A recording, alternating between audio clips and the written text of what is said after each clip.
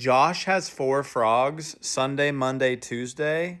What is the name of the fourth frog? Wednesday. No. This is a riddle that like 88% of people fell at. Josh has four frogs. Sunday, Monday, Tuesday. That's three.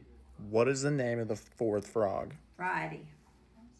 No, No. it's not. Okay. Thursday. Okay, a lot of people fell this, but I believe you're going to get it right. It's not Thursday. And you don't necessarily have, it doesn't necessarily have to be the days of the week. Wednesday. No, it's not the days of the week. Or it doesn't have to be. That's what I'm saying. What else would it be? Josh has four frogs. Sunday, Monday, Tuesday. What is the name of the fourth frog? I told you all the information you needed in this riddle. It's like right in front of you. Froggy Doggy? What starts as an F? That's a name.